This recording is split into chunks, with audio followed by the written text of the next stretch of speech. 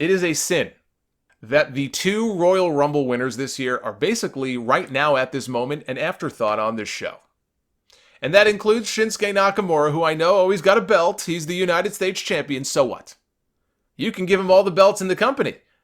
If he's not doing anything, and he's not, he's rarely on TV, and he's not in any kind of meaningful program, what does it really mean? What they have done with Asuka is exactly the reason why people get so afraid when their favorites from NXT get called up to the main roster. Now, there are times when people get called up from NXT to the main roster and they fail because NXT is a different audience. What works in front of that audience will not always work in front of a larger mainstream audience. I agree. You could point to whether it's Adam Rose and the Rosebuds, or there are just certain acts, like No Way Jose. Now, No Way Jose, even in NXT, was never, he was never really contending for titles or anything like that, but you can throw him in there, I guess, maybe as another sort of example. Emma, who's to blame for that? You could argue, the company is, Emma is. They tried to give her a shot with the Emelina thing, and it didn't work out. Sometimes, a hot act in NXT does not equate when it comes to the main roster. Although I would argue that Bobby Roode, who has just, you talk about a case study.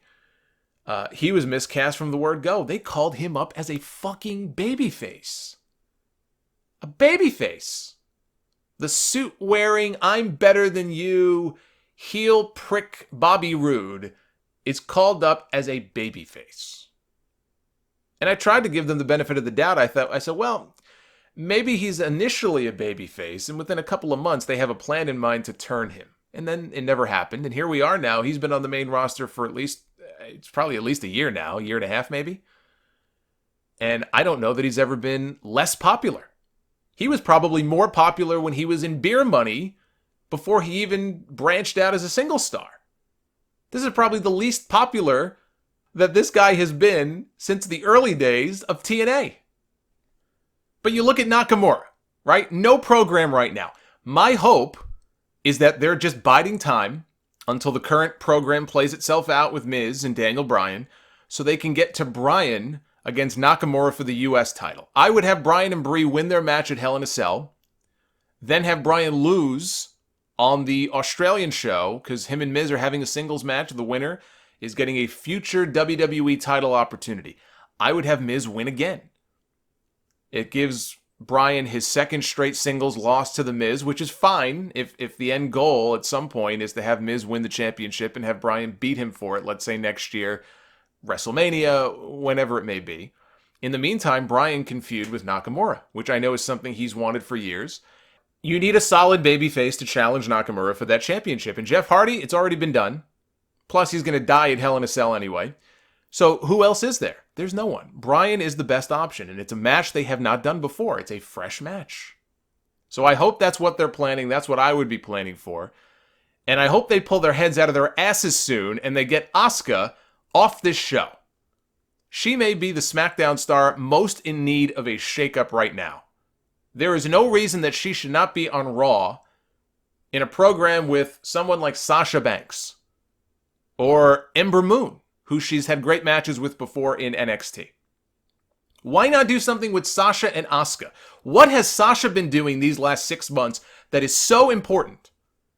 You have two of your most marketable female talents, because I do think that Asuka is marketable despite the language barrier that may be there.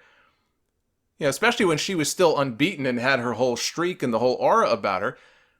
But you've got two of your best female performers, and they have had a colossal waste of a year in 2018.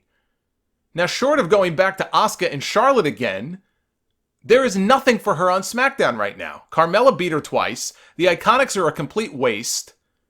Maurice is feuding with Brie. Lana is not a good opponent for her.